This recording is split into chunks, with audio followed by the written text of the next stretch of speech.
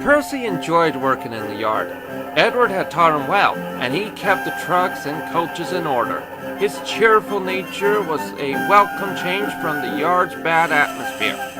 As Percy was shunting, he saw Thomas arrive with Annie and Clarabel. He didn't take much notice, but when the guard's whistle blew, he was surprised to see Thomas backing the train down the branch line. How did you do that? Quizzed Percy. Do what? Asked Thomas. Push your train down the branch line. Your driver can't possibly see what's coming. Now, Thomas is a unique engine.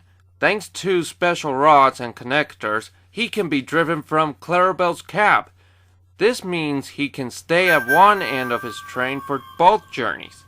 Oh, Thomas smirked. Well, not every engine can do it. You need a certain experience. I'll bet I could do it. Percy bubbled. I doubt it, scoffed Thomas. You're just not special like I am. He left the station, chuckling to himself. Not special indeed, Fumed Percy. I'll show that Thomas, just let him wait. When the big engines were shut in the shed, the Fat Controller asked Percy to look after the branch line. He was excited to get out of the yard and to show Thomas a thing or two. Percy liked branch line work, but soon found his hopes were dashed. His driver always ran him round to the back of the train.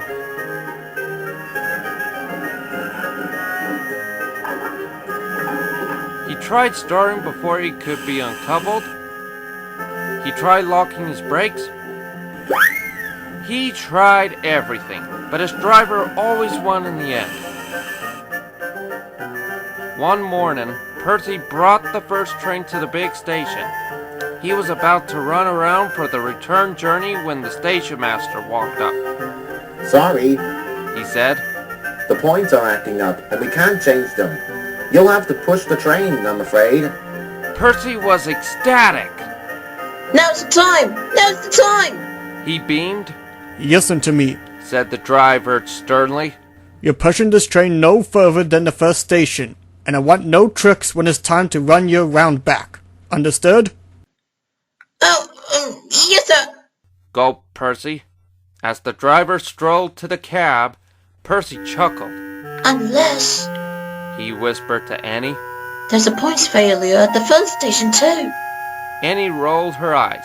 The fireman was anxious. Do you think we'll manage? It's only a short distance. Huffed the driver. I doubt we'll have any trouble. Little did he know, a short distance was all trouble needed. Percy was enjoying himself immensely. Look at me! Look at me! He laughed. Not so unique now, Thomas, are you? The driver was having a hard time seeing.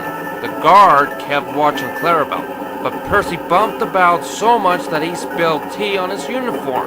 Bother! He fumed and went searching for a rag. That's when trouble appeared. A lorry had stalled on the level crossing.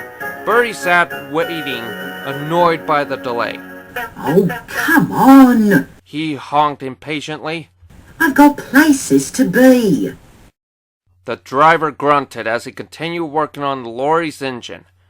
Bertie rolled his eyes. Then he glanced down the line.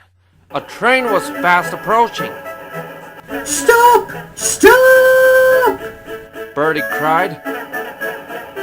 Clarabel was frantic. Brakes! Brakes! She shrieked. The guard, turning his attention back to the rails, scrambled to the lever. He leaned out a window and blew his whistle fiercely. Percy's brakes came on at once. He put all his effort into stopping and shut his eyes in horror. When Percy opened his eyes, he'd finally halted. Clarabel's buffers were mere inches from the crossing gates. What's the matter with you engines? Scolded Bertie. You might have hurt your passengers. Percy was ashamed. I only wanted to show Thomas I was a special engine. The driver was perplexed. What are you on about? Percy recounted what happened, and the driver laughed. Trust me, Percy, He said. Thomas is by no means special. He was built that way. The driver explained about Thomas's controls. Percy felt very foolish. When the lorry was clear of the crossing, he backed the train carefully to the first station.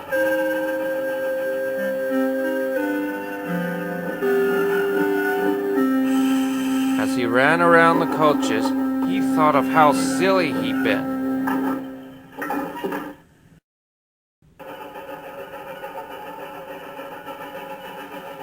Cheer up. Smiled Clarabel. You did well to get us here. Besides, Thomas' special controls don't always work in the end. They don't? Percy asked. Heavens no. Clarabel laughed. When the driver is in my cab, Thomas goes off daydreaming and doesn't pay attention. You won't believe how often he overruns the platform. Percy felt much better hearing this, and laughed all the way to this top station as Clarabel recounted Thomas's misfortunes. Percy had no further incidents and returned to shunning when the big engines were allowed out. He was very cheeky whenever Thomas approached the platform. Careful! He called. You're meant to stop there after all. Annie and Clarabel giggled as Thomas turned bright red. He never mentioned being a special engine again.